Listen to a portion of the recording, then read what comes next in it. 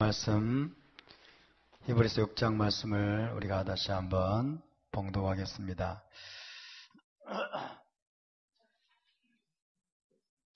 눈이 하나가 내렸습니다. 눈이 내렸어요. 강단에 붙어있는 눈 중에 좀 큰 놈들은 짝퉁들입니다. 다비드의 별 모양이 돼야 되는데 동그란 눈들은 짝퉁 눈들입니다. 가라지라고 누가 그러더라고요. 가라지. 분별하시기 바랍니다. 자, 히브리서 6장 1절부터 3절까지 함께 봉독합니다.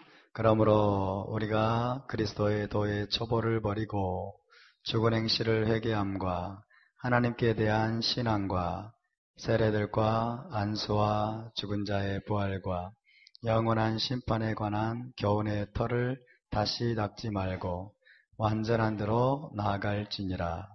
하나님께서 허락하시면 우리가 이것을 하리라. 완전한 대로 우리가 나아가고 있음을 믿으십니까? 하나님께서 허락하시면 우리가 이것을 하게 될 것입니다.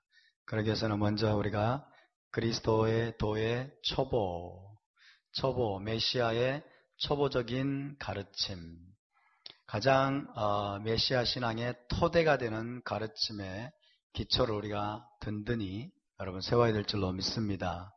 할렐루야. 그래서 히브리 관점으로 다시 배우는 그리스도 도의 초보.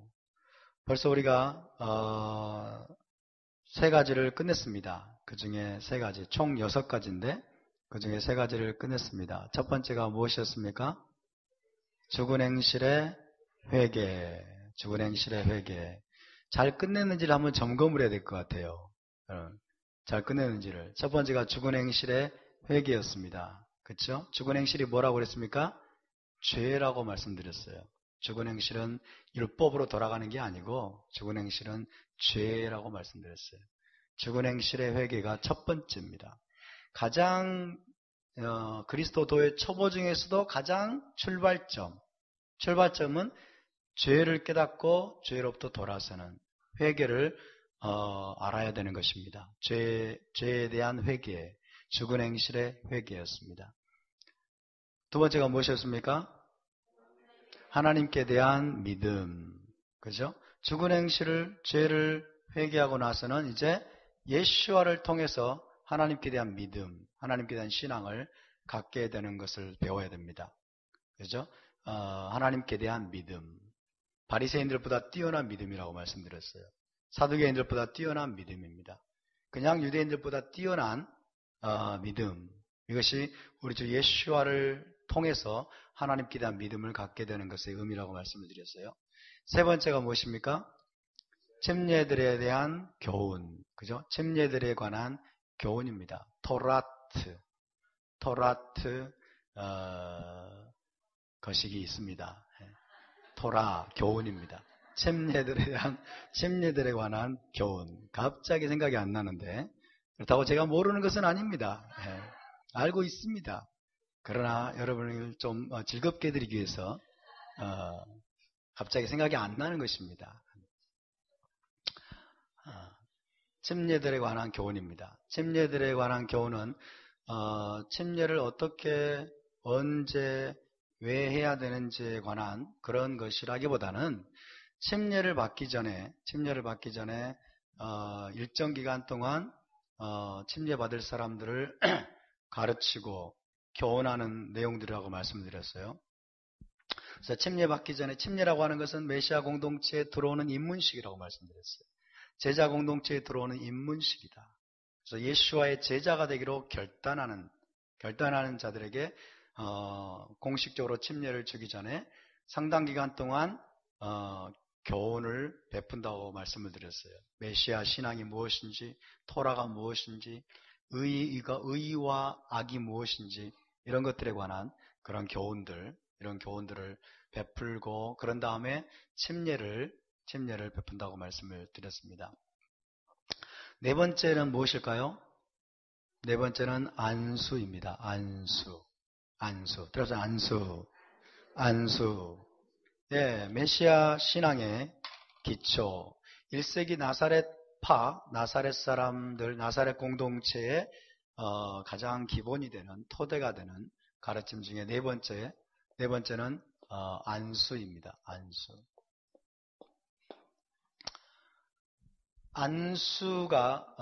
안수가 여러분 기독교 신앙, 메시아 신앙의 가장 기초가 되는 그런 교훈들이고 또 가르침 중에 하나입니다. 안수. 근데 우리는 안수에 대해서 제대로 배워본 적이 없습니다. 안수에 대해서 별로 설교를 들어본 적이 없습니다. 체계적으로 배워본 적도 없고 공부해 본 적도 없습니다. 이것이 기독교 신앙의 파운데이션이 되는 그런 가르침이라는 사실에 대해서도 우리는 제대로 들어본 적이 없습니다. 그러나 히브리서의 기자는 우리에게 가르쳐줍니다. 히브리서의 기자는 1세기 나사렛파, 1세기 메시아 공동체의 초보가 되는, 메시아의 가르침 중에 초보가 되는 가르침 중에 하나라고 우리에게 가르쳐주고 있습니다. 이것을 스피리추얼 밀크라고 말하는 것입니다. 스피리추얼 밀크. 젖이나 먹고 단단한 음식을 먹지 못할 자가 되었도다 너희가. 그렇죠? 지금 우리가 나누는 이 그리스도의 초보들은 스피리추얼 밀크입니다. 영적인 젖이에요. 젖. 어린아이들이 먹을 수 있는. 이제 막 신앙을 시작하고 예수와의 제자가 되기로 결단한 자들이 이제 먹어야 되는 단단한 음식이 아니에요. 젖과 같은 부드러운 음식이라는 거예요. 부드러운 음식. 초보적인 가르침이라는 거예요. 그래서 누구나 알아야 되는 거예요. 당연하게 알아야 되는 것. 반드시 알아야 되는 것. 든든한 기초로서 가지고 있어야 되는 것. 이것이 스피리추얼 밀크입니다. 스피리추얼 밀크. 그 중에 하나가 안수입니다. 안수. 여러분 안수를 아십니까? 안수에 대해서 아시나요? 안수를 영어로 말하면 laying on of hands라고 말합니다. laying on of hands. 손을 얹는다 하는 것이죠. 손을 얹는다. laying on of hands. 히브리어로 말하면 스미카트 야다임이라고 합니다. 스미카트 야다임. 예. 히브리어를 제가 쓸 수 없어서 한글로 쓰는 것이 아님을 양지해 주시기 바랍니다. 예. 그 웃음의 의미는 무엇입니까? 스미카트 야다임. 따라 스미카트 야다임.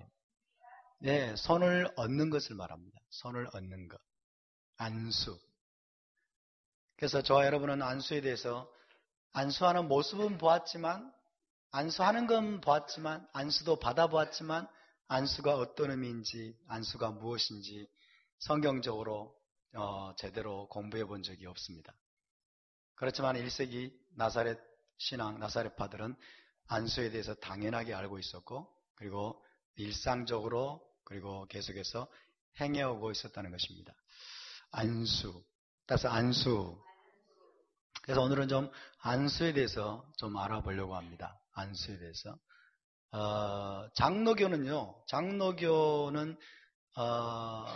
안수를 거의 행하지 않습니다. 안수를 거의 하지 않아요. 장로교에서는. 여기 장로교 출신들 손 한번 들어보세요. 장로교 출신들. 예. 안수 잘 안 하죠? 그죠? 장로교는 안수 잘 안 해요. 장로교하고 안수는 좀 거리가 멀면 별로 안 친합니다. 자, 순복음 계열 손 한번 들어보세요. 순복음파. 예, 순복음파는 안수를 너무 남용합니다. 순복음파는 너무 안수를 남용하고, 막 틈만 나면 안수를 막 하고, 구역 모임에서도 막 안수하고 막, 무조건 안수를 막 하는, 안수를 너무 남용하는 파들이 순복음파예요. 오순절파, 순복음파. 그러나 장로교는 안수를 잘하지 않습니다. 우리 교회는 장로교 아님을 아시죠? 우리 교회는 장로교 아닙니다. 저는 장로교 출신의 목사입니다. 장로교 토양에서 자랐어요. 그러니까 저도 안수를 별로 안 좋아합니다. 안수를 안 좋아해 왔어요. 안수에 대해서 제대로 배워보지도 못했고 안수를 굳이 왜 해야 되는지. 그러니까 안수에 대한 약간의 거부감이랄지, 그 다음에 reluctance한, 그냥 내키지 않는 그런 마음들을 가지고 있습니다. 저도 이제 생각을 좀 바꿔보려고 합니다. 우리가 지금까지 잘못 배웠던 것들, 체질적으로 우리 안에 굳어져 있던 것들, 이런 것들을 우리가 성경적으로 다시 배워서 고치고 재조정하는 그런 시간들 될 수 있기를 바랍니다. 아멘. 안수의 기원은 어디일까요? 무조건 이럴 때는 터라 그러면 답이 됩니다. 안수의 기원은 어디일까요? 토라입니다. 그죠? 토라. 토라에서부터 시작해서 선지서를 거쳐 복음서를 지나 이제 사도들에게까지, 그리고 오늘 우리 시대까지 이어진 것이 안수입니다. 안수는 사도들이 만들어낸 것이 아닙니다. 안수는 기독교가 여러분 만들어낸 것이 아닙니다. 기독교가 먼저 시작한 것이 결코 아닙니다. 안수는 토라에서부터 시작됐어요. 모세로부터 시작된 것이 바로 안수입니다. 동의하십니까? 성경에서 안수를 행하는 의식은 어디에 제일 먼저 나올까요?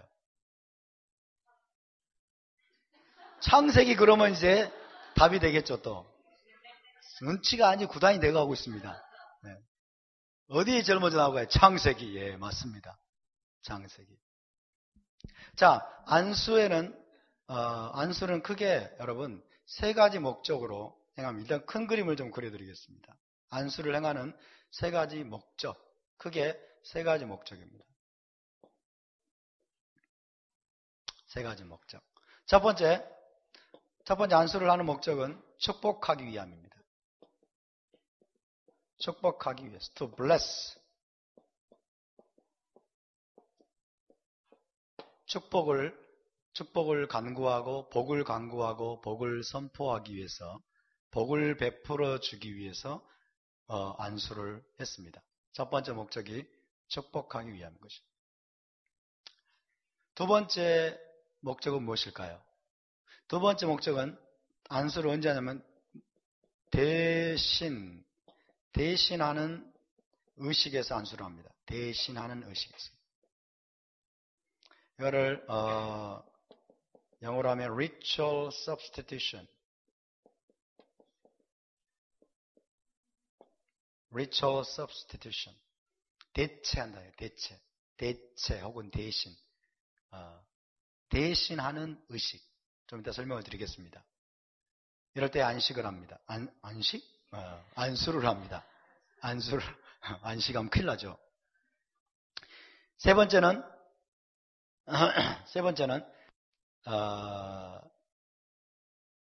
임직식입니다. 임직의식 혹은 임명의식에서 안수를 합니다. 임직의식, 임명의식. 오늘은 성경적인 굉장히 많은 그런 정보들을, 지식들을 여러분이 아시게 될 겁니다. 그래서 오늘은 나에게 적용할 말씀이 무엇인가, 이런 맥락으로 듣지 마시고 성경이 뭐라고 말씀하고 있는가, 하나님의 말씀이 안수에 관해서 무엇을 가르치고 있는가, 진리를 알기 위해서 오늘 말씀을 들으시기 바랍니다. 아멘. 이 세 가지가 여러분 안수를 행했던 가장 중요한 목적입니다. 첫 번째가 뭡니까? 축복하기 위해서, 복을 베풀고 복을 나눠주기 위해서 안수를 했습니다. 두 번째는 대신하는 의식입니다. 대신하는 의식. 세 번째는 임직의식, 임명의식입니다. 그래서 성경을 보면 축복을 누구한테 했냐면 첫 번째로 아이들에게 혹은 자녀들에게, 아이들과 자녀들을 축복하고 그들에게 복을 베풀기 위해서 안수를 했습니다. 두 번째 제자들입니다. 제자들에게 또 안수를 해서 그들을 축복했습니다. 제자들에게 안수함으로써 축복을 했고요. 그 다음에 간청하는 자들에게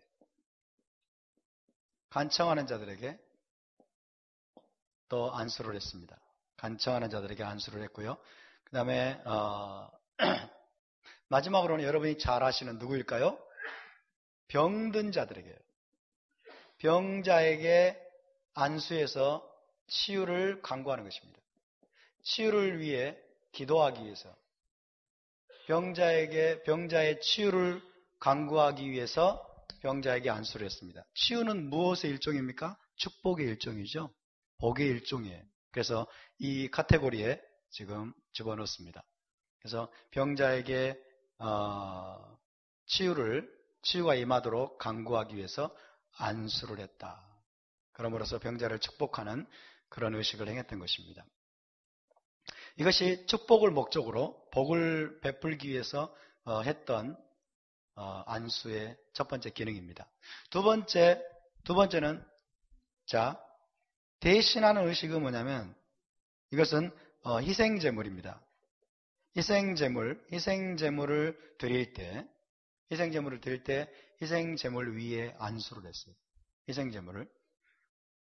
또 무엇일까요? 대신하는 의식에서 어떤 경우에 또 안수했을까요? 토라를 아시는 여러분, 기억을 한번 떠올려 보시기 바랍니다. 기억이 아마 안 나실 거예요. 레위인들에게입니다. 레위인들에게 안수를 했어요. 레위인들에게. 좀 더 다시 한번 말씀을 드리겠습니다.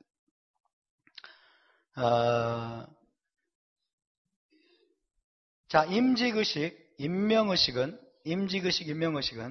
언제 했냐면 모세가 여호수아에게 그 다음에 장로들이, 영적인 리더들인 장로들이 랍비들에게 안수를 했습니다. 장로들이 랍비들에게 안수를 했고요. 그 다음에 이 임직의식, 임명의식에서 성령을 나눠주기 위해서 또 안수를 했습니다. 이것이 성경에 나오는 안수의 가장 중요한 목적입니다. 안수의 가장 중요한 기능입니다.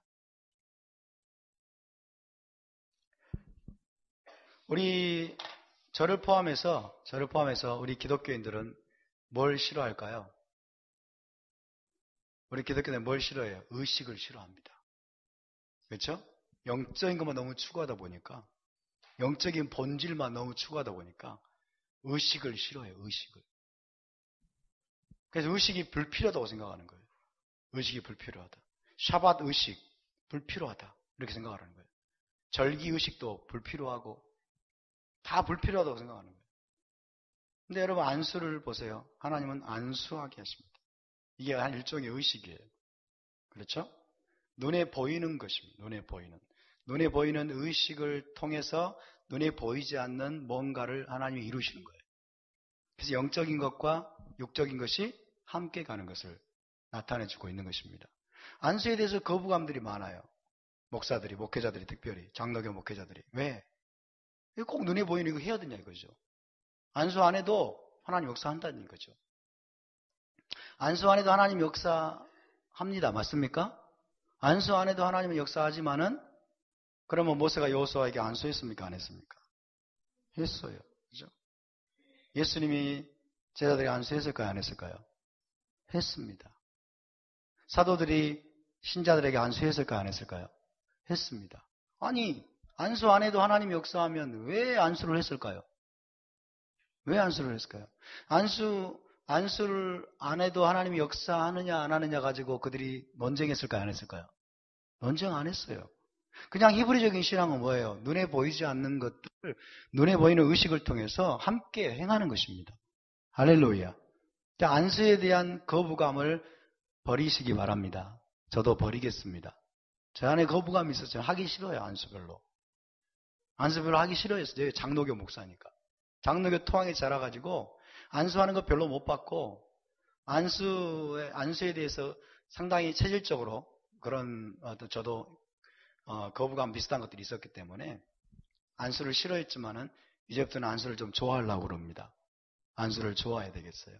그래서 그런데 꼭 안수해야만 역사하는 것은 또 아니에요. 이해하시겠죠? 안수해야만 무슨 역사가 나타나고 안수해야만 하나님이 꼭 일하시고 그런 것은 아니에요.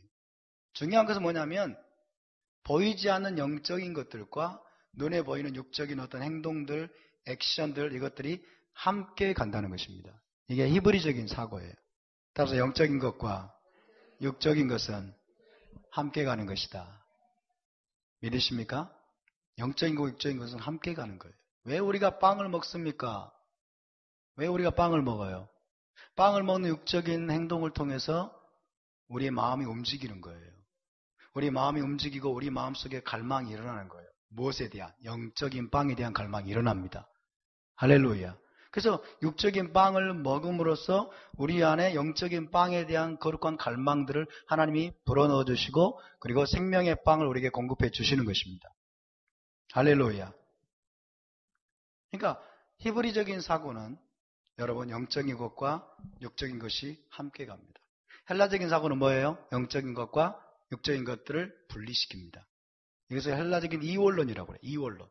헬라적인 이원론은 영적인 것과 육적인 것을 분리시켜요. 그냥 뭐라고 말합니까? 여러분 헬라적인 이원론과 더불어서 1세기 때, 2세기, 3세기 때 그 주변 세계를 중동 근동 세계를 휩쓸었던 사상이 뭔지 아세요? 영지주의 사상이에요. 영지주의 사상. 헬라적인 이원론과 비슷한 거예요. 영지주의 사상이 주장하는 게 뭔 줄 아십니까? 물질적인 것, 육적인 것은 더러운 것이다, 악한 것이다. 그리고 영적인 것만이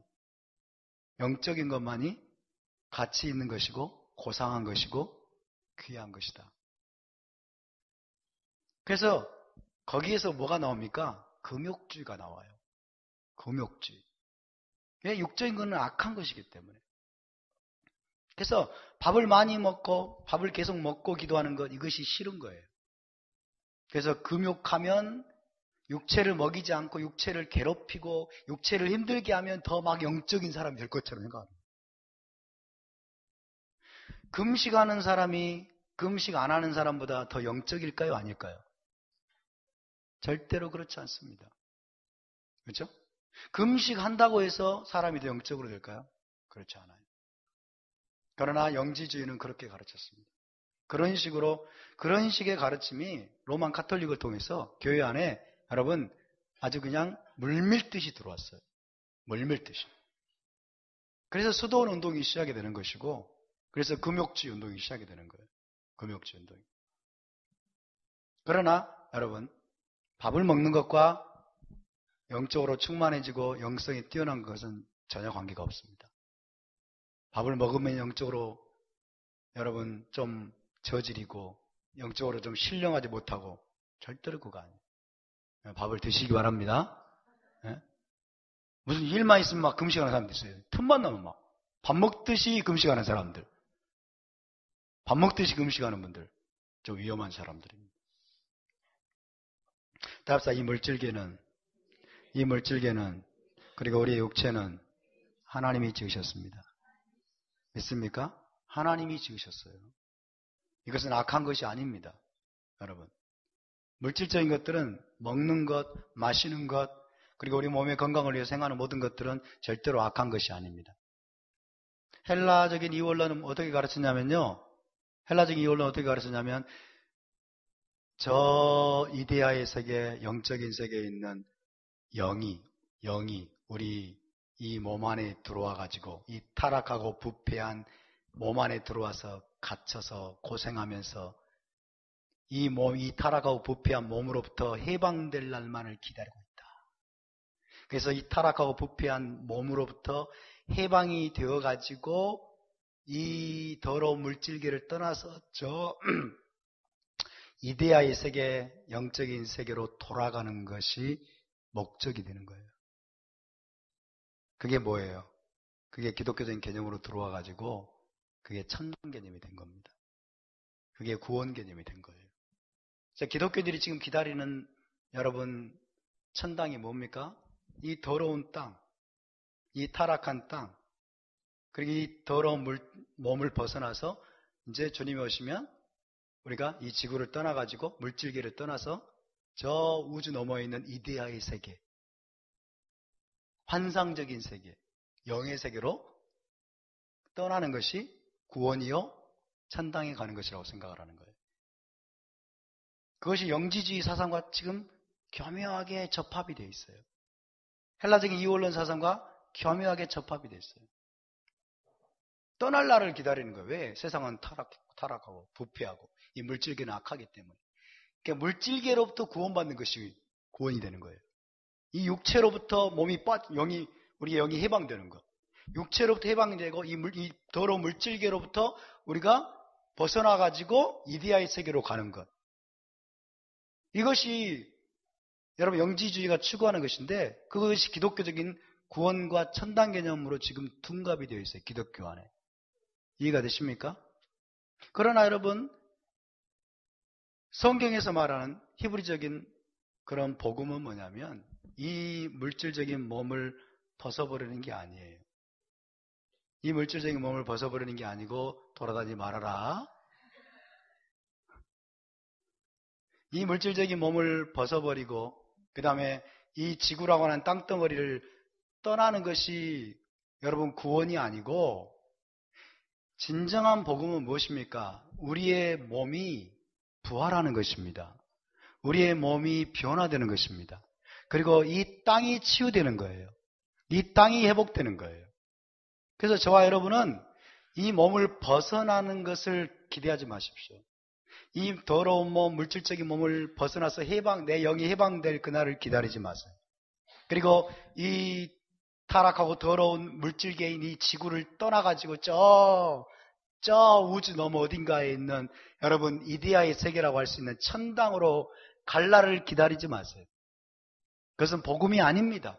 우리 사도들이 전했던 복음이 아니에요. 진정한 복음은 무엇입니까? 하늘이 땅으로 내려오는 것이에요. 할렐루야. 진정한 복음은 우리의 몸도 회복이 되고 그리고 이 지구도 이 물질기도 회복이 되어서 우리가 회복된 영과 혼과 육이 완전히 회복되고 하나 되어서 이 물질적인 땅, 이 지구라고 하는 땅에 저와 여러분이 낙원을 이루고 그리고 에덴 동산이 회복되어서 여기에서 영원히 하나님과 함께 사는 것입니다. 믿습니까? 이게 진정한 복음이에요. 진정한 복음이에요. 그래서 우리가 이원론적인 사상을 버려야 돼요. 이원론적인 사상을 버려야 돼요. 영적인 거는 좋은데 본질, 영적인 본질 이것들은 좋은데 물질적인 거를 거부하는, 물질적인 것을 무가치한 것으로 생각하는, 쓸데없는 것으로 생각하는, 그래서 무시하고, 그러니까 성경이 안 보입니다. 성경이 해석이 안 돼요. 답사 영과 혼과 육이 하나 되기 원합니다. 우리는 그것을 추구해야 됩니다. 영적인 회복과 그리고 육적인 회복이 함께 일어나야 될 줄로 믿습니다. 아멘. 그래서 여러분 우리는 안수라고 하는 이 육적인 행동 이것이 무가치하다고 생각하면 안 돼요. 쓸모없다고 생각하면 안 돼요. 성경에 이것이 나와 있는 걸 보면 성경의 믿음의 사람들과 예수와와 사도들이 이 일을 행한 것을 보면 우리가 뭘 알 수 있습니까? 하나님은 영적인 놀라운 일들을 행하시는 일에 육적인 도구를 통로를 사용하신다는 걸 알 수 있겠죠? 아멘? 따라서 하나님은 육적인 것들을 통해서 영적인 것들을 놀라운 일들을 이루십니다. 믿습니까? 이런 사상의 전환이 자꾸 우리 안에서 일어나야 됩니다. 자꾸 우리 안에서 일어나야 돼요. 이것이 히브리적인 관점입니다.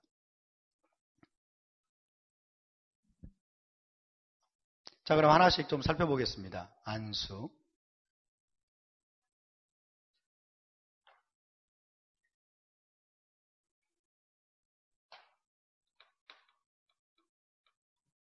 먼저 첫 번째로 축복하기 위해서 복을 빌고 복을 베풀기 위해서 안수했다 하는 것부터 좀 살펴보겠습니다.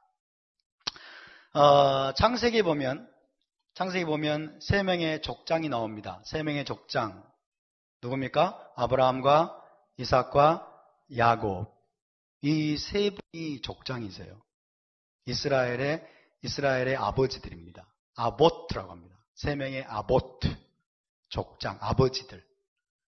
요셉은 족장일까요? 아닐까요? 요셉은 족장이 아니에요. 영적인 아버지들이 아닙니다. 아브라함과 이삭과 야곱. 그죠? 이 족장 시대에 아들들을 축복할 때, 자녀들을 축복할 때 머리에 손을 얹으면서 축복을 했습니다. 머리에 손을 얹으면서 축복을 했다. 어디에 구체적으로 나올까요? 기억나는 거 있으십니까 혹시? 이삭이 야곱에게 머리에 손을 얹으면서 축복했다는 기록이 있습니까? 어디 있어요? 어디 있어요? 명시적으로. 손을 안 얹었다는 말은 제가 안 했습니다. 그게 명시적으로 어디 있냐고요. 이삭이 야곱에게 손을 얹었다. 안 나옵니다. 그럼 어디 있을까요? 또 야곱이, 그렇죠. 야곱이 에브라임과 므낫세가 왔을 때, 그죠? 손을 교차시켰어요. 원래는 므낫세를 오른손으로, 그 다음에 에브라임을 왼손으로 그렇게 얹어가지고 축복을 해야 되는데 교차시켰어요. 교차시켰으니까 누가 기분 나빴어요? 요셉이 기분 나빴죠. 그죠? 므낫세가 장자인데 에브라임에게 오른손을, 그 다음에 왼손으로는 므낫세를, 그들의 머리에 손을 얹고 축복을 한 거예요. 그죠? 그 자녀들에게 축복할 때 족장들이 머리에 손을 얹고 축복했다는 것을 알 수 있습니다. 그럼 왜 야곱이 에브라임의 오른손으로 에브라임의 손을 얹고 사자에게, 왼손으로 므낫세에게 손을 얹고 축복을 했을까요? 왜 그랬을까요? 일단 표면적으로는 자기가 차남이니까 자기가 차남으로서 이삭의 축복을 가로챘으니까 차남에게 마음이 끌렸겠죠. 그렇죠? 그럴 수도 있지만은 그러나 그것은 하나님께서 하신 것입니다. 예언적인 것이죠. 예언적으로 그렇게 했습니다. 중요한 것은 자녀들에게, 아이들에게 손을 얹고 그들을 축복했다 하는 것입니다. 이런 것들을 통해서 이제 우리가 이삭이나 또 야곱이 12아들을 이제 축복할 때 아마 그들에게 손을 얹고 축복을 했을 것이라고 하는 사실을 우리가 미루어 짐작해 볼 수가 있습니다. 이런 것들에 여러분 근거해 가지고 오늘날의 유대인들도 자녀들의 머리에 손을 얹고 축복을 합니다. 오늘날 유대인들은 이제 샤밧 저녁에, 금요일 저녁에 이제 테이블에 모여 가지고 이제 샤밧 디너를 하게 되는데, 샤밧 디너를 먹게 되는데 그 자리에 항상 자녀들을 축복합니다. 어떻게 축복할까요? 머리에 손을 얹고 축복합니다. 그죠? 머리에 손을 얹고. 어디서부터 온 거예요? 족장들이 자기 자녀들에게 손을 얹고 축복했던 것처럼 항상 머리에 손을 얹고 축복을 합니다. 그래서 아들들에게는 뭐라고 축복할까요? 하나님이 너로 에브라임과 므낫세와 같게 하시기를 원하노라. 딸들에게는 뭐라고 할까요? 하나님이 너로 사라와 리브가 레아와 라헬 같게 하시기를 원하노라. 이스라엘의 어미가 되기를, 영적인 어미가 되게 하시기를 원하노라. 에브라임과 므낫세 같게 하시기를 원하노라. 여러분의 자녀들을 머리에 손 놓고 여러분 축복하시기 바랍니다. 아멘. 우리가 샤밧 아침에 자녀들을 이렇게 앞으로 모셔가지고 축복을 하는데, 그때 부모들이 나와가지고 머리에 손을 얹으세요. 머리에 손을 얹고 축복을 하시기 바랍니다. 그래서 이런 것들이 우리가 샤밧에만 하는 것이 아니고 늘 일상적으로 또 필요할 때 여러분의 자녀들의 머리에 손을 얹고 여러분 축복하시기를 바랍니다. 아멘. 뿐만 아니라 유대 랍비들은 제자들의 머리에 손을 얹고 축복을 했습니다. 제자들의 머리에 손을 얹고 축복을 하기도 하고, 그 다음에 축복을 간구하는 자들에게, 또 간청하는 자들에게 또 머리에 손을 얹고 그렇게 축복을 하기도 했습니다. 신약성경으로 넘어가면 예수와께 사람들이 어린아이들을 데리고 왔어요. 어린아이들을 데리고 와서 축복해달라고 그렇게 할 때 제자들이 어이씨 어디로 가지고 오는 거야? 가! 안 돼! 그때 주님 뭐라고 그랬어요? 그들을 꾸짖었습니다. 그 어린아이들이 내게 오는 것을 금하지 말라. 그렇게 말씀하시고 어떻게 했을까요? 손을 얹어서 그들에게 축복해 줬어요. 예수께서 손을 얹어서 어린아이들을 축복하셨다는 내용이 성경에 나오고 있습니다. 그래서 여러분 유대적인 이 히브리적인 신앙은 안수를 무엇과 연결시키냐면 축복하는 것과 연결시킵니다. 기본적으로 안수는 일단 축복하는 것과 연결이 됩니다. 축복하는 연결이 되고 그 중에 하나가 뭐냐면 병자에게 손을 얹는 것입니다. 병자에게 손을 얹는 것. 그래서 병자를 축복하는 건 뭘까요? 병을 낫도록 기도하는 것이겠죠. 그죠? 안수 이꼬르 뭐라고요? 축복하는 것이다. 안수 이꼬르 축복하는 것. 그 중에 하나가 병자에게 손을 얹어서 병이 낫기를 위해서 기도하는 것. 그래서 여러분 1세기 당시에 병자에게 손을 얹어서 병 낫기를 기도하고 간구하는 것은 아주 당연하게 퍼져 있었던 유대적인 신앙이었어요. 그래서 병자에게 손을 얹어서 낫게 하는 것. 이것도 역시 사도들이 시작한 것이 아닙니다. 이것도 예수와가 시작한 것도 아닙니다. 유대인 공동체 내에 안수는 곧 축복하는 것이다. 근데 병자가 병에 걸렸어. 그럼 병자를 축복하기 위해서, 병이 낫도록 하기 위해서 안수하면서 기도한 것이 널리 퍼져 있었어요.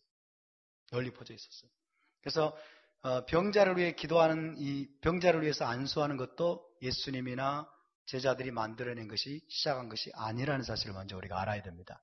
그래서 축복하기 위해서 안수하고 그다음에 병자의 치유를 위해서 안수하는 것, 이것이 뭐라고요? 유대적인 것이에요. 유대적인 것. 기독교가 만들어낸 것이 아니고. 이해되십니까? 그래서 우리가 이것을 유대적인 신앙의 한 특징으로 보는 것입니다. 자, 예를 들어볼까요? 마가복음 5장에 보면 가버나움 회당장이 예수께 나옵니다. 가버나움 회당장의 이름이 뭐였냐면 야이로예요. 야이로예요. 성이 야시예요. 야이로가 주님께 나와가지고 뭐라고 말씀했을까요? 내 딸이 방장 죽게 되었사오니. 방장이 뭔 말인지 모르겠어. 개혁성이 그렇게 돼 있어요. 내 딸이 지금 죽게 되었사오니. 그리고 뭐라고 그랬을까요? 오셔서 손을 얹으소서. 그리하시면 낫겠나이다. 자, 딸이 병에 걸려가지고 지금 죽어가고 있는데 마가복음 5장 23절 다시 한번 읽어드립니다. 내 어린 딸이 죽게 되었사오니 오셔서 그 위에 손을 얹으사 그로 구원을 받아 살게 하소서. 자, 그러니까 병자에게 손을 얹어서 낫게 하는 이 원리, 이 관행, 이것을 지금 누가 알고 있어요? 야이로가 알고 있어요. 야이로는 제자도 아니고 사도도 아니고 신자도 아니었어요. 그냥 유대인입니다. 회당장이에요. 그러니까 여러분 병자에게 손을 안수해서 병이 낫도록 기도하는 것. 이것이 무엇임을 알 수 있어요? 유대적인 신앙임을 알 수 있죠. 그렇죠? 모든 유대인들이 지금 익히 알고 있었던 것이에요.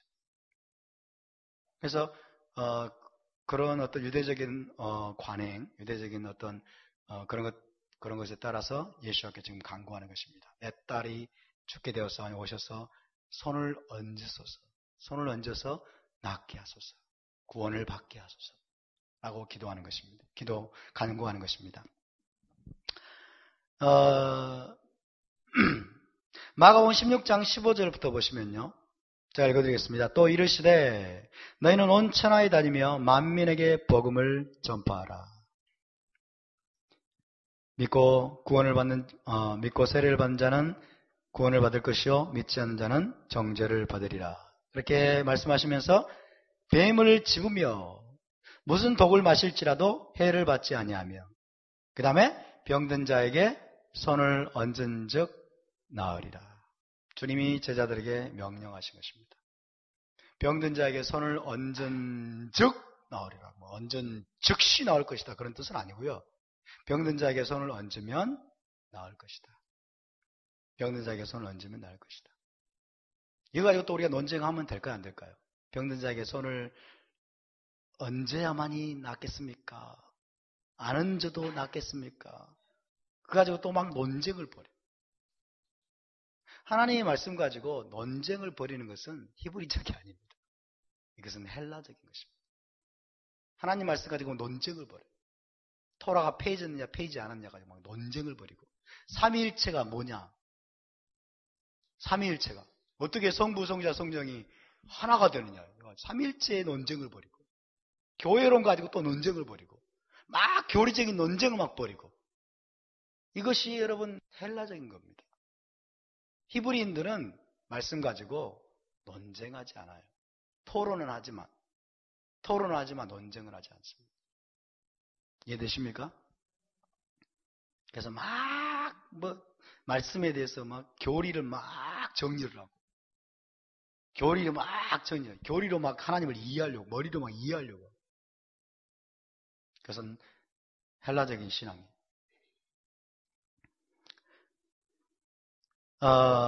1세기 교회 안에서 또 병자에게 손을 얹는 것은 교회의 장로들이 해야 할 일로 여겨졌습니다. 1세기 교회 안에서 병든 자에게 손을 얹는 것, 이것은 교회의 영적인 지도자들, 장로들이 해야 할 일로 여겨졌어요. 병든 자가 있느냐? 어디 나오죠? 야고보서 5장이 나오죠. 너희 중에 병든 자가 있느냐? 그 다음에 뭐예요?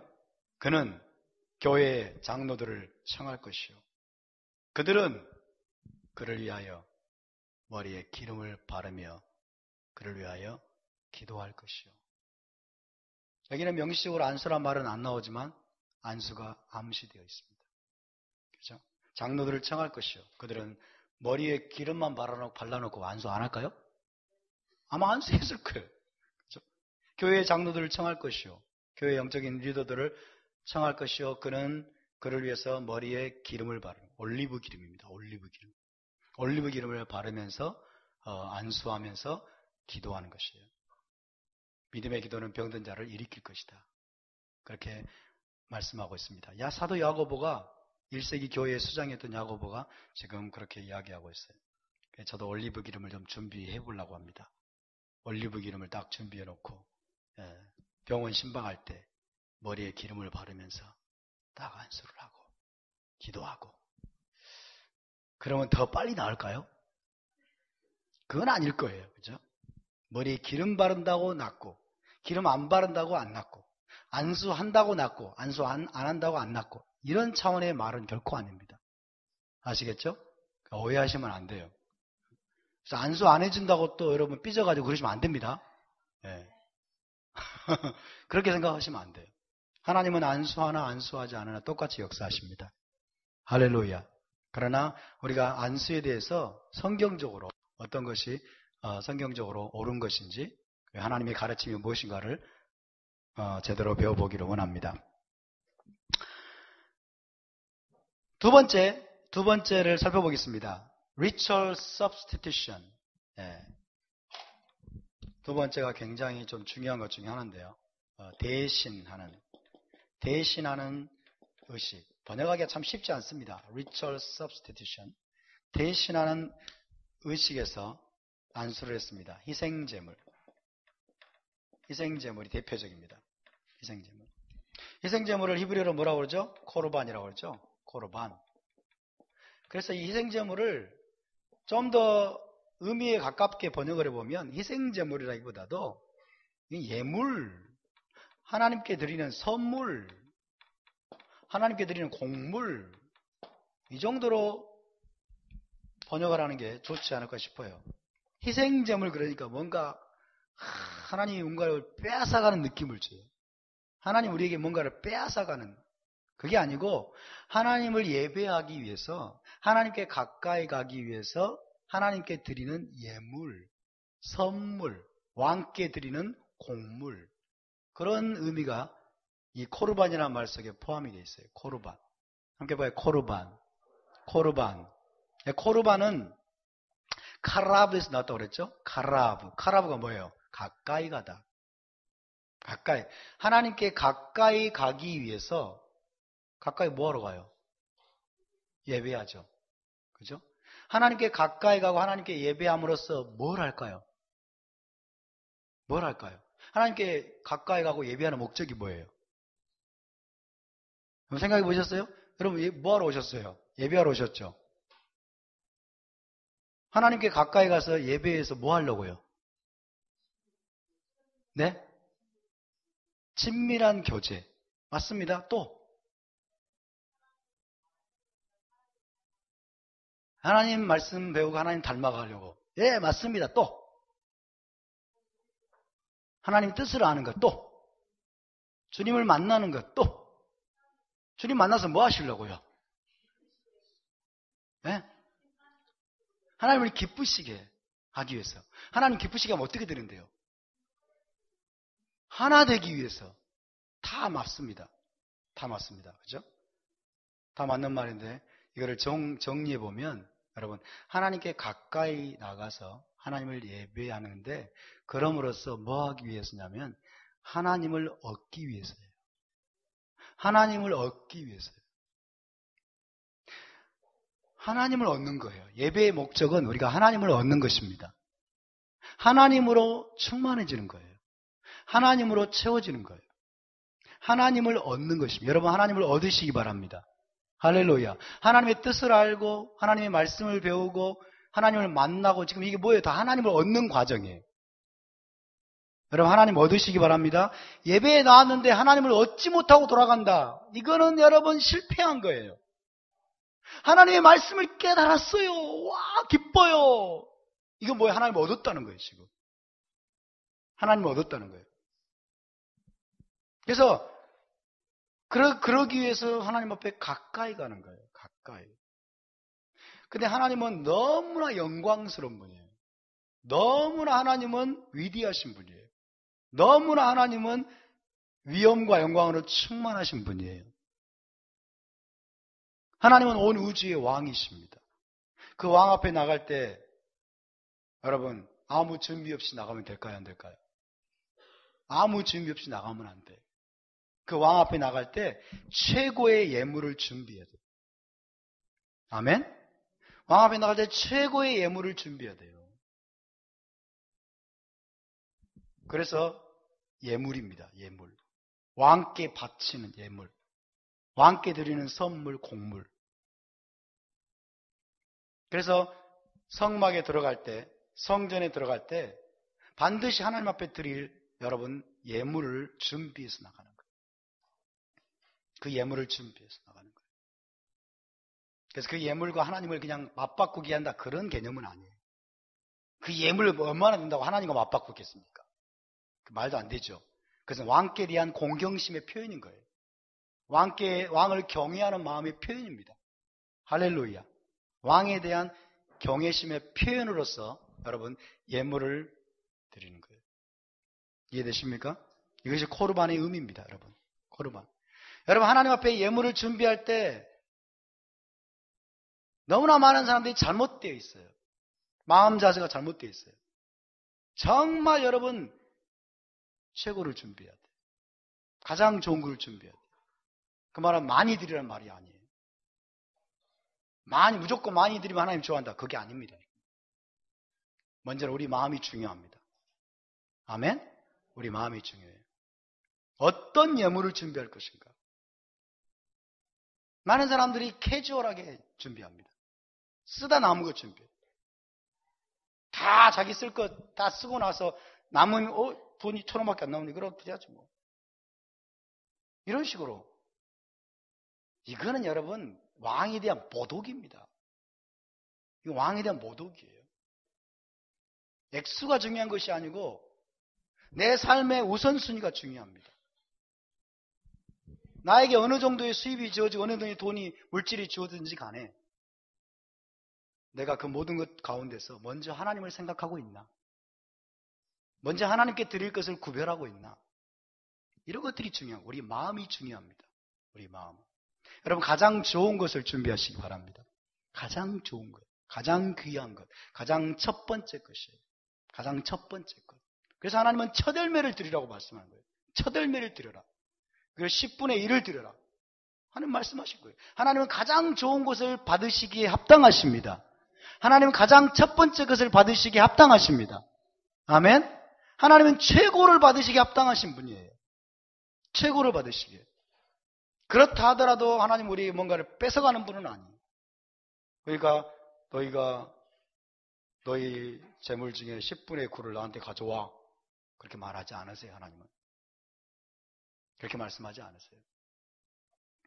하나님 우리가 이 땅에서 무엇이 필요한지 어떻게 살아야 될 것인지 다 아시는 분이기 때문에 다만 여러분 하나님께 드리는 우리의 마음의 자세와 우리 마음의 태도가 일단 중요하고요. 하나님이 하라고 하는 방법대로 우리가 여러분 예물을 드리고 준비하는 것이 중요한 것입니다. 아멘? 코르반을 준비해가지고 특별히 이제 레위기 1장에 보면요. 레위기 1장에 보면 번제가 나옵니다. 번제는 올라예요. 올라. 따라서 올라 이 번제는 여러분 올라가 번제로 번역이 됐지만 이것은 하나님 앞에 올라가는 거예요. 통째로 올라가는 거예요. 통째로 올라가는 거예요. 통째로 올려드리는 거예요. 그래서 직역성경에는 이게 올림제물이다 번역이 됐어요. 올림제물. 번제. 그러니까 번제는 whole burnt offering 이렇게 되어 있어요. whole burnt offering. 다 불태워가지고 올려드리는 거예요. 다 불태워 올려드리는 거예요. 근데 여러분 이걸 아셔야 돼요. 잘 들어보세요.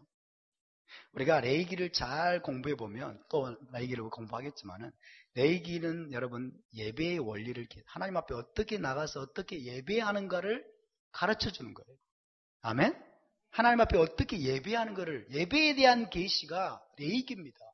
그러니까 레위기를 무시해버리면 예배의 원리가 깨져버려요. 하나님이 코르반을 가져와라고 말씀해요. 코르반을 가져와라. 번제, 속죄제, 또 뭐 있습니까? 소제, 화목제, 속건제 등등이 있죠. 그죠? 번제를 가져와서 하나님 앞에 드려요. 번제를 가져와서 하나님 앞에 드립니다. 그래서 무엇을 드리는 걸까요? 하나님 앞에 번제를 드리는 것은 무엇을 드리는 걸까요? 나를 드리는 거예요. 이 원리가 중요합니다. 예배의 가장 중요한 원리는 뭐냐면 나를 하나님 앞에 드리는 거예요. 아멘? 나를 하나님 앞에 어떻게 드려야 될까요? 나를 하나님 앞에 드리고 싶은데 어떻게 드려야 될까요? 어떻게 드리실래요? 하나님 나 받으세요. 헬라적인 사고에서는 이해가 안 돼 이게. 나를 어떻게 드려야 돼요? 하나님 앞에. 나를 어떻게 드려야 돼요? 레위기에서 하나님은 말씀하십니다. 네가 코르반을 가져옴으로써 그 코르반을 드림으로써 너를 나에게 드릴 수 있다라고 말씀하는 거예요. 믿습니까? 그러니까 코르반을 하나님 앞에 드리는 것이 나를 하나님께 드리는 것이 돼요. 오늘날로 적용을 해볼까요? 우리가 코르반은 못 드리지만 우리가 11조를 드리고 하나님 앞에 예물을 드리는 것은 잘 들으세요. 나를 드리는 거예요. 나를 드리는 거예요. 여러분이 우리가 헌물을 하나님 앞에 어떻게 해야 될 것인가에 대한 원리가 여기서 나와요. 정말 여러분 나를 드리고 있습니까? 정말 나를 드리고 있어요. 내 마음과 내 존재를 하나님 앞에 예물로 드리고 있습니까? 이거를 정말 가볍게 생각하면 안 돼요. 레위기에서 가르쳐주는 원리는 너를 드리라는 거야. 하나님은 나를 원하십니다. 믿습니까? 하나님은 나를 원하세요. 내 마음을 원하시고 내 존재를 원하시고 하나님 나의 전부를 원하십니다. 나의 전부를. 하나님이 돈이 필요 있어요? 하나님 돈 필요 없어요, 여러분. 하나님이 무슨 짐승 필요 있을까요? 하나님 무슨 소가 왜 필요해요? 하나님 배가 고파서? 하나님이 염소가 왜 필요해요? 하나님 염소 다 지으셨는데. 하나님 염소도 필요 없고 소도 필요 없고 짐승 필요 없어요. 하나님이 정말 간절히 원하시는 것은 저와 여러분의 마음을 받으시는 거예요. 우리의 마음의 헌신을 주님이 받으시는 거예요. 근데 우리의 마음은 안 보이기 때문에 우리의 마음을 드릴 수 있는 구체적인 방법을 하나님이 계시해 주셨는데 그것이 뭐냐면 코르반이라는 거예요. 그것이 오늘날로 말하면 우리가 드리는 11조와 예물이라는 거예요. 이해되십니까? 정말 거기에다 내 마음을 담아서 내가 그것을 최고로 가장 좋은 것으로 준비해가지고 하나님 앞에 드리는 그 예물이 바로 나를 드리는 것임을 믿으시기 바랍니다. 할렐루야. 헌금 많이 드리라고 이런 설교하는 거 아닙니다, 여러분. 오해하지 마세요. 여러분 현금 많이 드리든지 적게 드리든지 하나님의 교회는 하나님이 운영하십니다. 믿습니까? 저는 그런 것들을 굉장히 많이 경험했어요. 저는 영적인 원리를 여러분께 분명히 말씀드리는 거예요. 분명히 말씀드려요. 헌금은 내 돈 드리는 거 아닙니다. 하나님 우리에게서 뭔가 뺏어가는 거 아니에요. 절대로 여러분 헌금 생활, 하나님 앞에 예물 드리는 삶이 나를 증명하는 거예요. 나를. 이 목사는 몰라도 딴 사람들은 몰라도 하나님은 아세요. 하나님은 아십니다. 나를 증명하는 거예요. 나를 증명하는 것입니다. 번제단에서 번제가 올라갈 때 통째로 태워져가지고 올라갈 때 하나님이 왜 그걸 받으실까요? 왜 하나님이 그걸 기쁘게 받으세요? 번제물이 올라가는 것이 아니라 사실은 그 번제물 드린 사람이 통째로 태워져 가지고 하나님 앞에 번제물로 드려진 것으로 하나님이 보기 때문에 그걸 기쁘게 받으시는 거예요. 믿으십니까? 그것을 하나님이 그렇게 규정하셨어요. 하나님이 규정하셨어요. 하나님이 뭔데 여러분? 하나님이 무슨 동물을 먹는 분도 아니고, 그죠? 하나님이 어떻게 그 동물이 통째로 태워져 가지고 여러분 그 연기가 돼서 올라가는 걸 받으시면서 기쁘시게 흠망하겠다고 말하는 거예요. 하나님이 이상한 분이 아니에요. 이 영적인 원리를 알아야 됩니다. 영적인 원리. 그 번제물이 곧 예배자, 그걸 드리는 사람을 의미하는 거예요. 그러니까 하나님이 그걸 기쁘게 받으시는 거예요. 그럼 이게 어떻게 그렇게 될까요? 자, 예배자가 희생제물을 가지고 코르반을 가지고 성막으로 옵니다. 성전으로 옵니다. 하나님 앞에 드리기 전에 먼저 뭘 해야 됩니까? 안수를 해야 됩니다. 이 안수가 뭐예요? 이 안수가 대신하는 의식이에요. 무슨 말이냐면 안수를 하는 순간에 어떻게 된다는 거예요? 안수를 함으로써 자신의 존재와 자신의 정체성을 이 코르반에게 전가시키는 거예요. 예배자 드리는 사람의 정체성, 그의 존재 자체를 이 코르반에게 전가시키는 거예요. 전가시킴으로써 안수한 다음부터는 어떻게 될까요? 안수한 다음부터는 이 동물은 곧 예배자 자신을 의미하게 됩니다. 예배자 자신을 의미하게 돼요. 그래서 안수한 다음에 이 코르반이 이제 도살되어서 피를 흘리고 죽어요. 그것은 곧 무엇을 의미할까요? 내가 죽는 것을 의미하는 거예요. 내가 안수한 나의 코르반이 죽는 것은 곧 내가 피를 흘리고 죽임을 당함으로써 내 생명이 하나님께 드려지는 걸 의미하는 거예요. 아멘? 내 생명이 하나님께 드려지는 걸 의미하고, 내가 안수한, 내가 드린 그 예물이 피를 흘리고 죽을 뿐만 아니라 번제단에서 통째로 태워져 가지고 하나님께로 그 연기가 올라가는 것은 곧 나의 온 존재가 하나님 앞에 태워져 가지고 예물로 드려지는 온전한 헌신, 나 자신을 드리는 것과 동일시가 됩니다.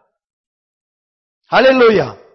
그러니까 여러분, 안수한 직후부터는 하나님이 안수한 직후부터는 이 동물이, 이 코르반이 나를 대신하게 돼요.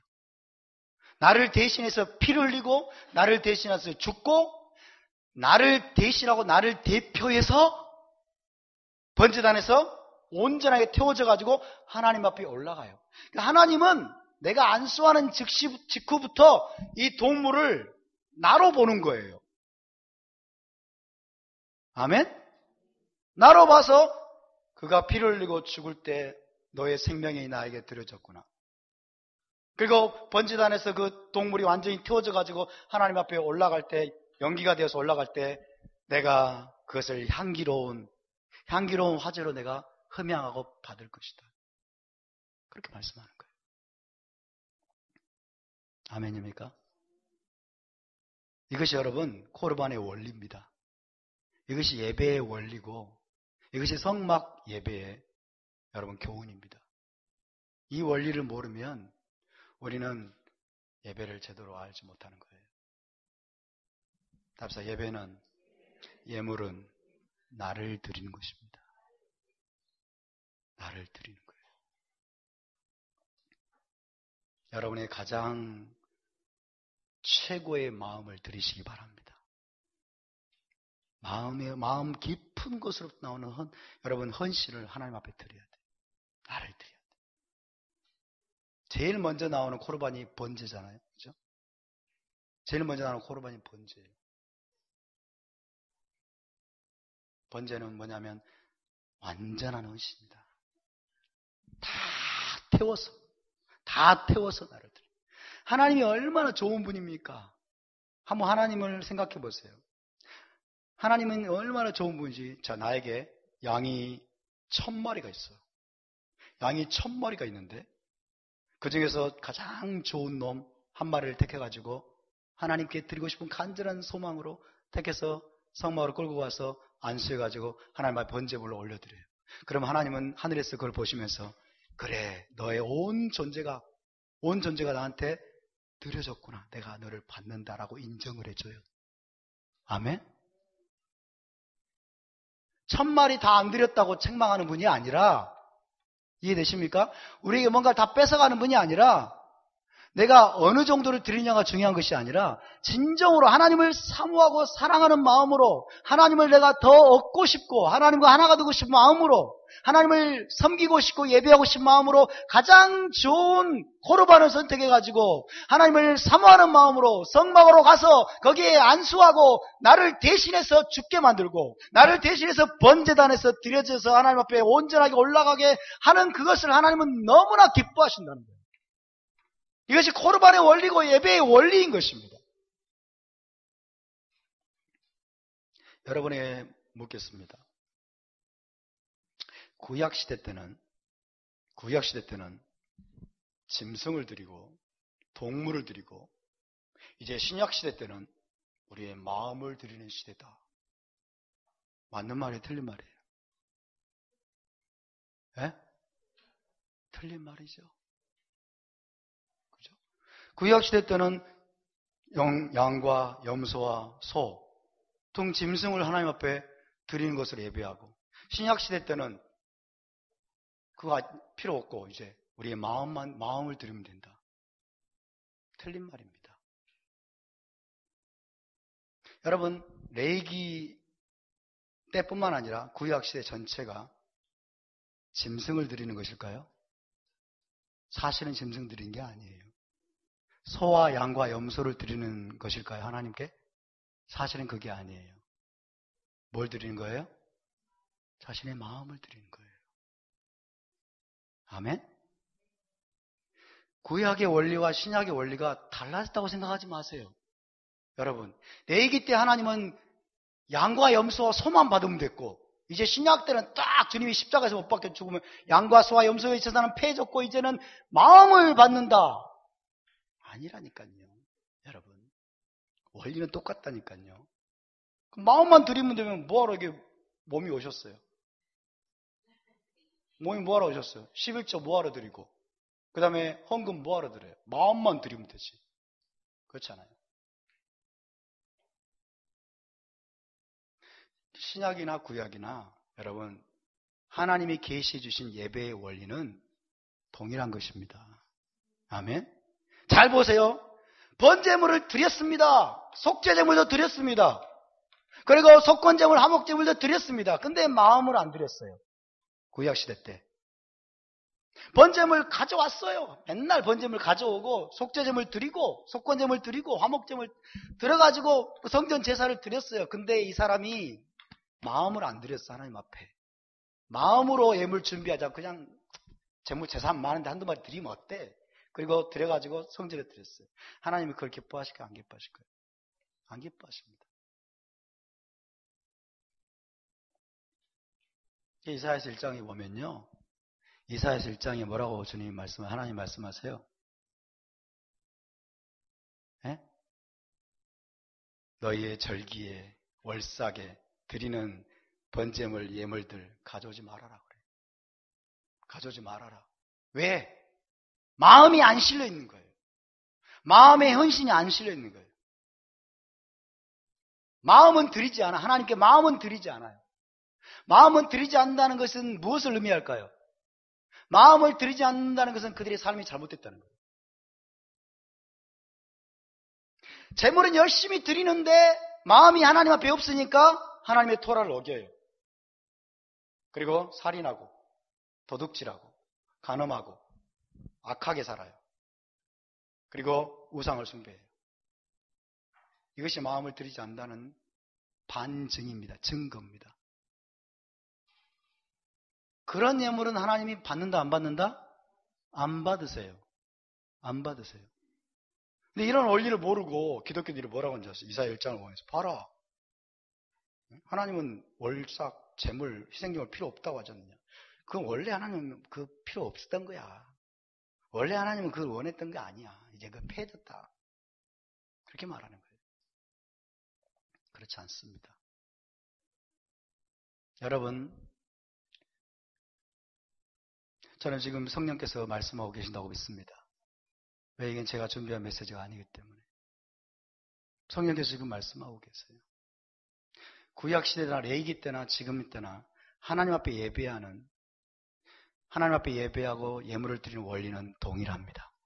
하나님 우리의 마음을 원하십니다. 하나님 나 자신을 원하십니다. 믿습니까? 하나님 나의 온전한 헌신을 원하세요. 나의 온전한 헌신을 원하십니다. 여러분, 구약시대 때 번제물을 드리고 속죄제물을 드리고 속건제물을 드리고 화목제를 많이 드렸지만은 마음을 드리지 않고 삶으로 토라를 살아내지 않는 상태에서 드리는 예물을 하나님이 가져오지 마라, 받지 않겠다라고 말씀하셨다면 오늘날도 동일하다고 말씀하십니다. 오늘날도 동일합니다. 우리가 11조를 드리고 예물을 드리지만은 내 마음으로 드리지 않아요. 마음을 다해서 하나님에 대한 온전한 헌신의 마음으로 준비하잖아요. 더불어서 우리의 삶으로 토라를 준행하지 않습니다. 토라를 어기는 삶을 삽니다. 그래 도둑질하고 속이고 사기치고 나쁜 짓하고 미워하고 증오하고 용서하지 않고 그런 상태에서 드리는 11조, 헌물, 예물 이런 것들에 대해서 하나님이 뭐라고 말씀하세요? 가져오지 말아라. 나는 받지 않는다. 하나님이 돈에 굶주리셨습니까? 하나님 피해 굶주리셨나요? 그렇지 않아요.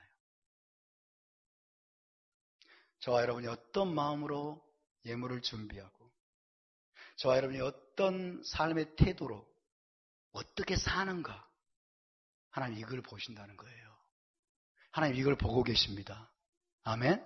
여러분이 어떤 마음으로 예물을 준비하고 예배를 준비하고 하나님 앞에 어떤 마음으로 나가기를 준비하는지를 하나님 보고 계시고 그리고 우리의 구체적인 삶 속에서 어떻게 살아가고 있는지, 토라의 기준대로, 하나님의 명령대로, 하나님의 법도대로, 하나님을 경외하는 마음으로, 헌신된 마음으로 살아가고 있는지를 하나님이 지켜보고 계신다는 것입니다.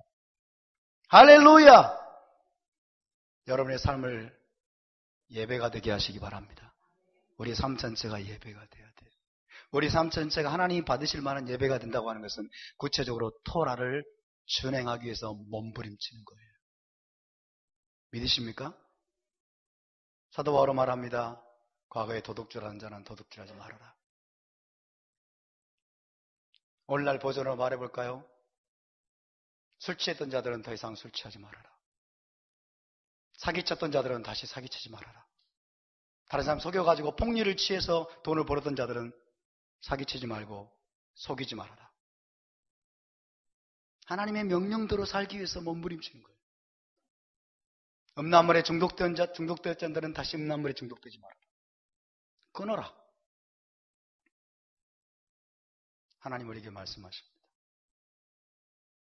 여러분의 삶을 예배가 되게 하시기 바랍니다. 아멘. 그리고 하나님 앞에 예배하러 나오실 때 가장 소중한 예물을 준비하시기 바랍니다. 여러분의 마음을 드리십시오. 마음의 헌신을 드리십시오. 나 자신을 드리는 것이 예배라는 것을 기억하십시오.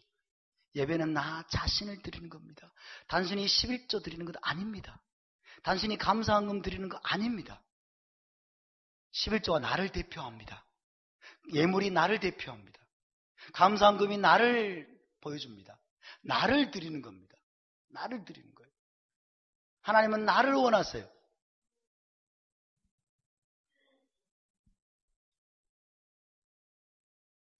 어떻게 이런 말씀이 나오는지 저도 모르겠어요. 진짜 이건 계시적인 말씀이에요. 전혀 생각하지 못했던 말씀이에요. 들을 게 있는 자는 들으시기 바랍니다. 그리고 이 말씀을 취하십시오. 취하십시오.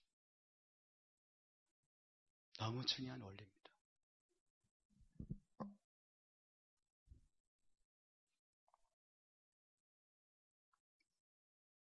민수기 8장에는 여기까지 하고 마치겠습니다. 민수기 8장에는 레위인들을 요제로 드리는 게 나옵니다. 요제로. 레위인들을 요제로 바쳐요. 요제로 바쳐가지고 이제 성막에서 레위인들이 섬길 수 있도록 레위인들은 성막에서 섬기도록 부르심을 받았어요. 선택받았습니다. 그래서 성막에서 이제 경비도 하고 그 다음에 제사장들을 보좌하면서 온전히 성막에서 섬기도록 부름받은 자들이 레위인들이에요. 근데 레위인들이 그 직무를 시작할 때 어떻게 했습니까? 뭐라고 기록이 되어 있습니까? 온 이스라엘이 레위인들에게 안수라고 되어 있어요. 온 이스라엘이 레위인들에게 안수해라. 그래서 무엇을 뜻합니까? 안수함으로써 온 이스라엘의 정체성을 레위인에게 전가시키는 거예요. 그래가지고 여러분 레위인들이 이제는 온 이스라엘을 대신하게 됩니다. 이것이 대신하는 의식이에요. 대신하는 의식. 그래서 레위인들에게 안수하는 순간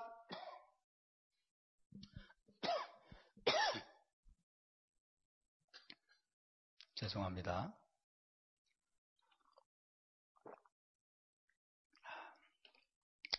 레위인들에게 안수하는 순간 여러분 이 레위인들이 나머지 온 이스라엘을 대신하게 돼요. 그래서 그 순간부터는 어떤 일이 벌어지냐면 레위인들이 성막에서 레위인들이 섬기는 것은 곧 무엇을 의미하게 될까요? 온 이스라엘이 성막에서 섬기는 것과 동일시가 돼요. 할렐루야. 이것이 하나님이 일하시는 원리입니다. 하나님이 일하시는 원리예요. 그래서 레위인들이 온 이스라엘을 대신해서 성막에서 섬길 수 있도록 하기 위해서 레위인들에게 온 이스라엘이 안수를 합니다. 안수. 그럼으로써 이스라엘을 대신하게 되는 거죠. 대신하게 되는 거예요. 대신하고 대표하는 원리예요. 그래서 레위인들에 대해서 불평할 필요가 없는 거예요. 아, 저 사람들은 좋겠다. 성막에서 맨날 섬기면서 하나님을 예배할 수 있으니까 참 좋겠다. 그렇게 생각하면 안 되는 거예요. 왜? 그 사람이 레인들이 성막에 섬기는 건 곧 내가 섬기는 거예요. 이해되십니까? 내가 섬기는 거예요. 이것이 바로 공동체 연대의식입니다. 공동체 연대의식. 온 이스라엘이 다 성막에 와가지고 섬길 수는 없잖아요. 물리적으로. 그렇죠? 너무 사람이 많으니까. 그래서 온 이스라엘 가운데서 하나님이 레인을 선택하십니다. 레인을 선택하셔가지고 너희는 온 이스라엘을 대신해서 섬기는 거라는 거예요. 온 이스라엘을 대표해서 섬기는 거라는 거예요. 이해되십니까? 온 이스라엘 대신에 대표해서. 그래서 너희들이 와서 성막에서 섬기는 것은 곧 이스라엘 전체가 나를 섬기는 것과 똑같다. 똑같다. 그러니까 레인들에게는 굉장히 책임의식이 주어집니다. 그죠? 나는 그냥 내가 섬기는 게 아니야. 나는 이스라엘 전체를 대신해서 대표해서 섬기는 거기 때문에 그 섬김에 무게가 실립니다. 함부로 섬기지 않게 되고 조심하게 되고 그렇습니다. 나머지 이스라엘도 마찬가지. 나머지 이스라엘 백성들은 또 거기에 대해서 시기하거나 질투하거나 그럴 필요가 없어요. 왜? 그들이 나를 대신해서 섬기기 때문에. 그들이 우리를 또 대신해서 섬기기 때문에. 아멘입니까?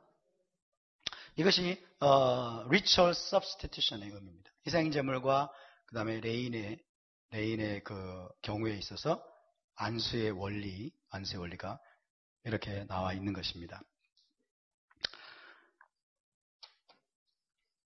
자, 오늘은 여기까지만 해야 되겠습니다. 오늘은 좀 빨리 끝내겠습니다. 빨리 끝내는 것인지는 모르겠지만 비교적 빨리 끝내겠습니다. 다음 주에 계속해서 나누도록 하겠습니다. 자, 우리 함께 일어나서 기도하십시다.